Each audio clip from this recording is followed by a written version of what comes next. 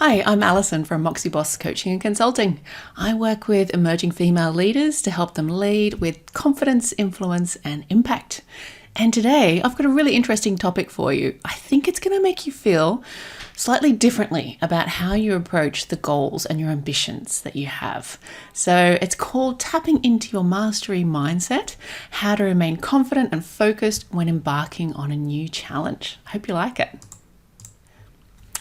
Now, embarking on a new challenge can be kind of daunting. When there's change about, we often want to be at the end of the change process. We don't actually want to go through the process of change because that's unknown.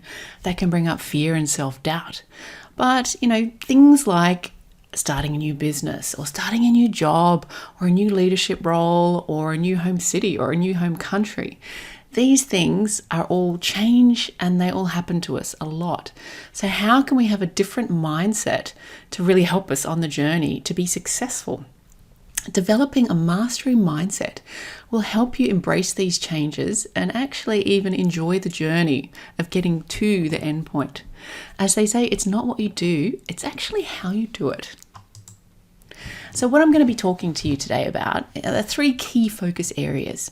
So we've got this idea of the mastery mindset. So I'll tell you what that is as opposed to performance mindset. And then we look at trusting the process, how to trust that you're always on the right track and exactly where you should be. Sounds trite, but it's real. And then we have a quick discussion on confidence, how to ensure confidence is always with you so you can take radical action with your mastery mindset. So the first point is a performance mindset versus a mastery mindset. So a performance mindset is also known as having an ego orientation. Doesn't sound so hot, does it? This is very much extrinsically motivated. So it's our tendency to perform activities for known external rewards. So things like wanting to get promotion, wanting to get accolades, wanting to go to awards nights. It's the things that we achieve so that, we feel as though we're getting somewhere and we get a bit of external rah-rah. This is very much performance motivation. And unfortunately, our self-worth and our value is tied to this final outcome.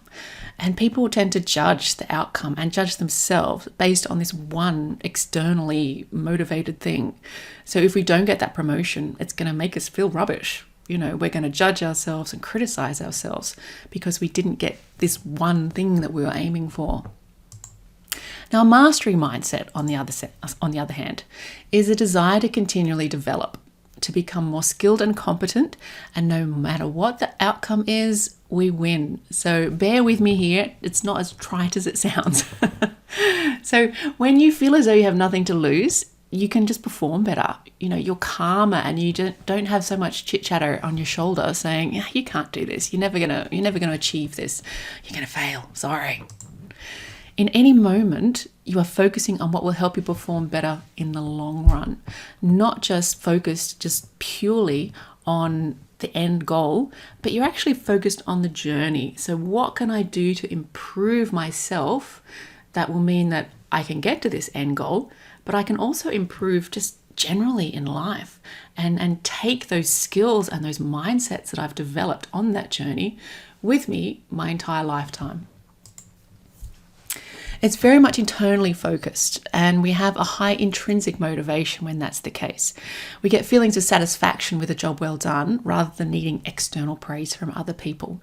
So we know that everything that we need is actually within us, and we can be our own rah-rah champion ourselves. And that's just a little bit more motivation on tap when we need it, rather than waiting for that pat on the back from our boss. So how can a mastery mindset benefit your performance? You'll be focused on improving your skills and your knowledge, things you have control over rather than things that you don't. You don't have control over whether you get that promotion. You don't get control over whether you get an award or even if a new client comes to you or not. You have no control over that. What you do have control over is, how you talk to the clients, how you engage with your clients, how you manage people in your team, how you do the deals at work. You might fail at the deal. Maybe someone else gets the deal and they close the transaction. But that's okay, because you've built up a relationship with the client. You've learned so much in the process. You have won in the end. You have won. It's also not all or nothing with a mastery mindset.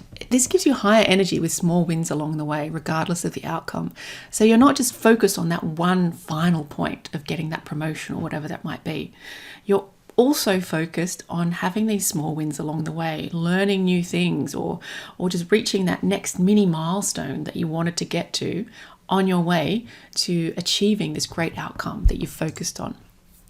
So it's really important to say you still want to achieve the end goals. We all have big, lofty goals, absolutely. And I'm not saying don't go for them, because, we do need to focus on something in the end.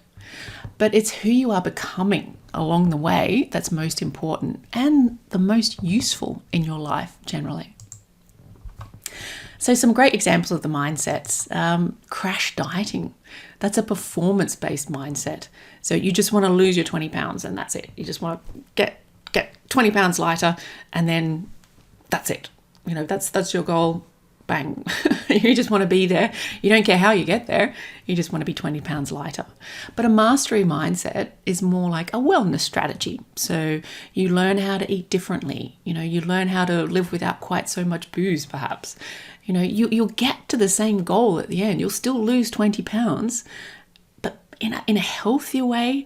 And you would have learnt so many skills and shifts in mindset that will help you for the rest of your life, not just for that one end point. There's that saying where if you shoot for the moon, even if you miss, you'll end up in stars. And that's pretty much a mastery mindset as well. And I like that quote as well. That's so true. So goals for performance might look like winning your company's leadership award or closing more accounts than last year, getting high ratings on your annual review. We all have performance goals. That's totally fine. That's totally normal. And yeah, we need them to sort of keep us motivated, keep us pushing forward, aiming for that next big thing. There is a sense of self-satisfaction when you do get those external accolades. But goals for mastery might look something a little bit different, but they're also really, really important to have. So they might be finding the right mentor. It might be focusing on important conversations that you need to have with people in your team or with your manager. It might be connecting with the audience whilst public speaking, like really practicing and honing your skills, or improving your writing skills. You want to start up the blog and you just want to get better and better all the time. So you read books on how to write properly, how to write great copy, how to engage audiences. So these skills, you can use all of them throughout the rest of your life in so many different ways and different things. So that's kind of more of a mastery goal mindset. So what it comes down to when trying something new, get clear on the outcome you're aiming for and why you desire this outcome. So know what goal it is in the end. That's fine. Consider who you need to be or what you need to learn, understand, or believe to help you on your journey to actually get there. So what do you need as part of this mastery mindset in your arsenal to get you to some of these end goals that you're really striving for? Take action by focusing on your personal growth for life and taking small incremental steps and learning by doing. Focus on the how you're getting there and not the what. Don't focus on the end goal so much. Have it there, but focus on the how you're getting there and having the small wins along the way and really celebrating those. Notice your achievements and feel that sense of self-satisfaction as well. Review your progress and any outcomes and pivot as necessary. I'll be going into this a little bit more in the next section, but it's important to know that sometimes, even with a mastery mindset, things might not always go as planned, and that's okay. You can change your focus. You can change your way of getting to the end point. It's all right. Your strategy can change. So questions around mastery mindset that I'd like to ask you. So I've got a little book, a workbook associated with this as well that you can fill in, or I would encourage you to just write it down on a piece of paper or in a journal or however you like, but get it down on paper because this makes your brain work slightly differently. And if you read it again within 24 hours, it helps it sink in much more into your brain. And then when you practice it, over time, the more you practice anything, your brain really brings it from the subconscious into the conscious, and it actually thickens the connections between your neurons. So it works it out like a muscle, and doing this will just get easier and easier. Having a mastery mindset will just come automatically to you in the end. So I would encourage you to really, take some effort into writing some of these down and think differently than you usually would. So first question, with which type of orientation do you approach your career or other goals? And why do you say that? It's okay if you're mostly performance-based. I mean, I used to work in investment banking and it was very much performance-based. Oh, absolutely. Performance-based mindset. I want to be managing director. I want to close this deal. I want to make my budget each year. It was very much performance-based mindset. I think I had a lot of, mindset goals as well. So I wanted to get better at accounting. I wanted to get better at spreadsheets and things like that. But it wasn't really a focus. It was just something I automatically did. So yeah, looking back, I wish I'd had myself to coach me, to be perfectly honest. So what are some ways you could develop a more mastery orientation to achieve your goals? How can you implement this mastery mindset in your day-to-day lives or your businesses or careers? And this is an interesting one. Consider what is more important to you, the goal itself or the feeling that you get when you achieve that goal. Because often a goal is just the strategy to get that feeling. So you want to be promoted so that you feel recognized and you feel a sense of achievement and you get the accolades. But are there other ways that you can actually get that feeling and that sense of achievement without, getting that promotion? It's just a more comfortable way to live when everything, it's not all or nothing. You don't have your whole satisfaction and your happiness riding on one outcome that is in someone else's hands. Is there another way to get this feeling that you want from this end goal? Now, the second section that I wanted to talk to you about was trusting the process. So step 1 in trusting the process, trust in your abilities. Trust in what you already know, because you actually already know more than what you think. Knowing this allows you to get out of your own way and just perform without overthinking. So if you think of maybe football players, I'm in Europe, they practice for hours and hours and hours a day. So that when they're actually playing the game, their right foot knows exactly what to do. They can just trust themselves to know that they've got the skills. They've put in so much effort in the journey that when the end goal comes, when it's, showtime, that they can just trust that they've built everything up within them that they possibly need. And this is the whole point in trusting the process. Because you're so focused on the journey, when it comes showtime, you can know you've got this. You'll be okay. Success is where preparation and opportunity meet. When it's go time, have trust that you and your plan will prevail. So the second step in trusting the process is how to know when to change your plan and know when to have faith that your current plan is the best one, because sometimes it might not be. We need to constantly evaluate and learn and revise. This keeps us growing and improving, but sometimes things don't change as quickly as what we wanted them to, or something happens that we weren't expecting, and that's okay. What we need to do is look for some feedback. Sometimes things are easily seen. So sometimes we might get better sales or more deals or more clients. So that's good feedback, or we might get fewer clients, and that's slightly more negative feedback. But sometimes it's also related to our emotions and what we're going through internally. So we can look back and say, well, I'm much more confident now in my public speaking than I was 3 months ago.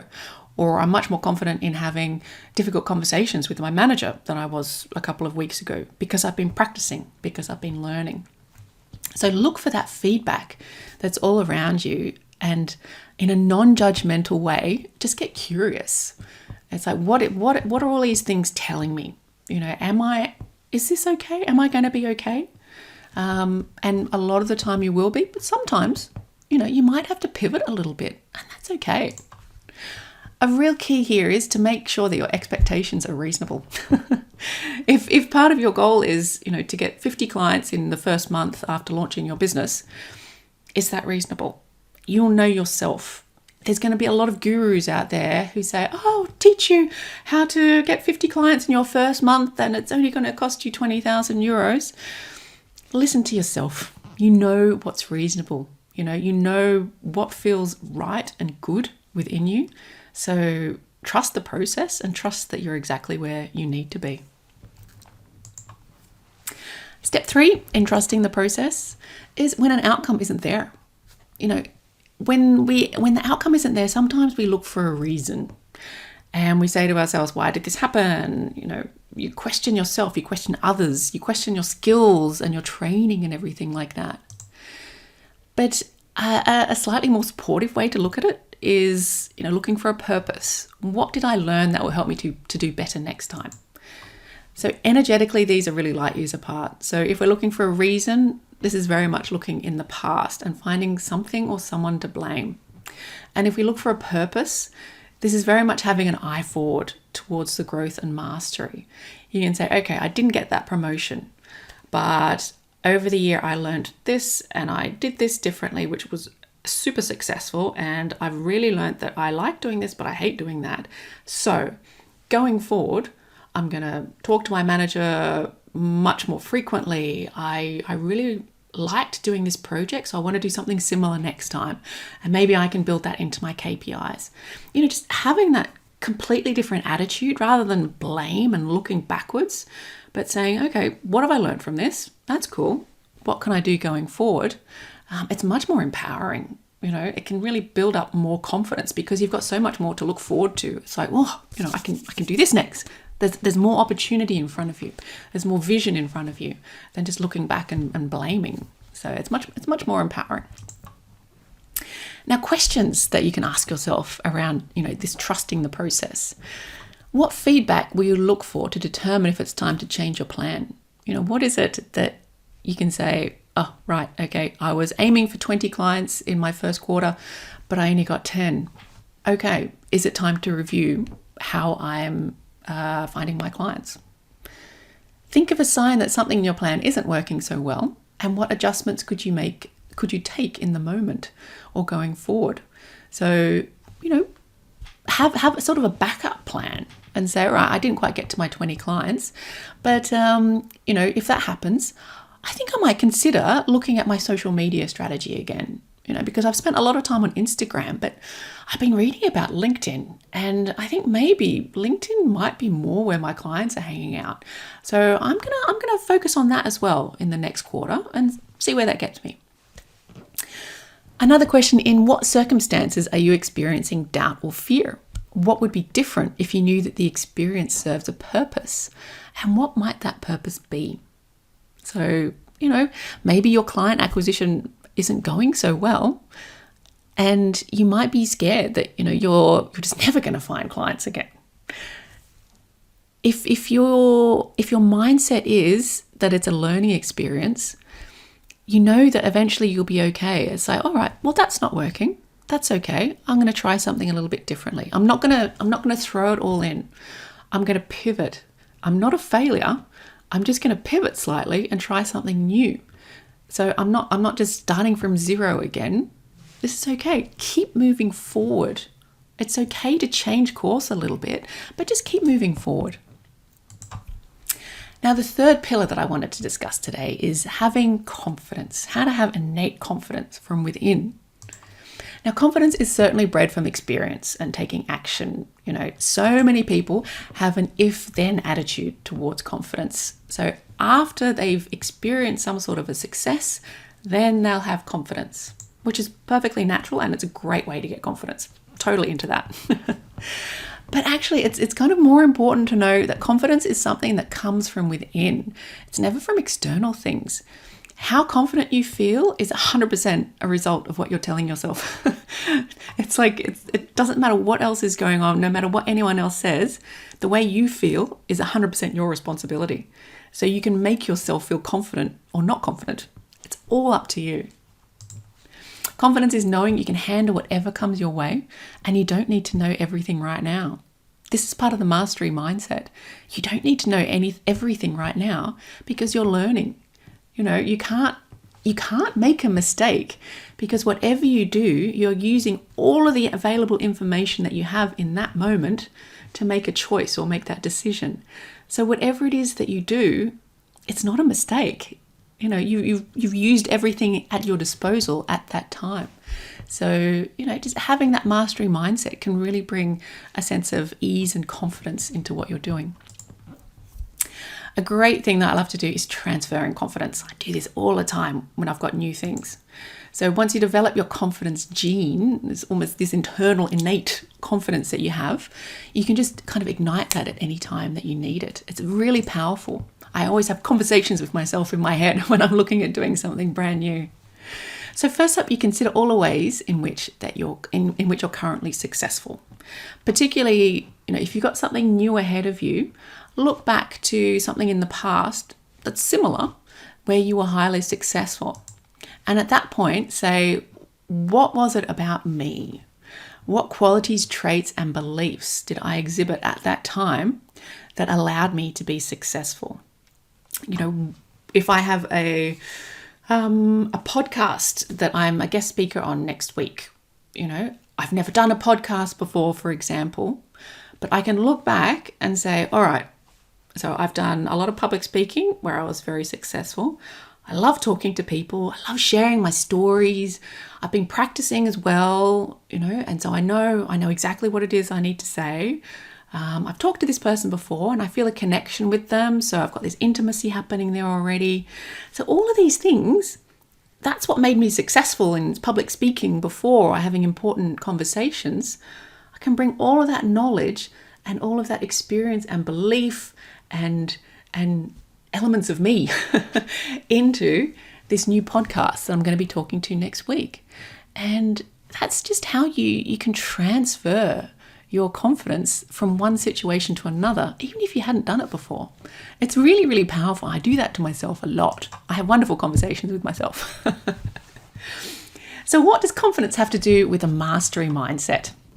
So with a mastery mindset, you learn to trust yourself and you let go of the concern and the judgment around an outcome. Letting go of these stresses and distractions allow you to focus on what really matters. It's really hard to be confident when you've got these stresses and distractions. You kind of need a more of a clean slate to be confident. You don't need these things dragging your brain down all the time saying, oh, well, I haven't done that, or I need to do that, or, just if we can get rid of those stresses by trusting the process and having a mastery mindset, then the confidence has room to breathe, basically, and you can draw on it when you need. Failure can also provide the very knowledge and information that will take us to the next level. Sometimes the outcomes aren't there that we expect or that what we want, but that is all information. That is all information. And instead of looking back and blaming, we use that information to say, right, what's next then? How can I use this? It might be that you were made redundant from one of your jobs. And actually, looking back, that was sort of a pivot moment in your life to start your own business. And you've just been thriving ever since because you didn't realize it, but that's exactly what you wanted and needed. So this idea of failure, it can actually be like a launch pad into something amazing.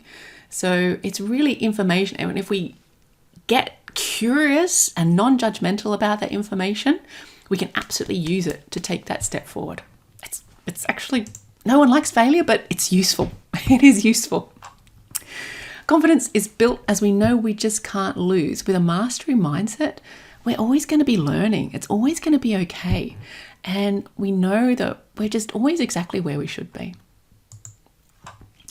Now, some questions around confidence that you can ask yourself. What do you believe creates confidence for you?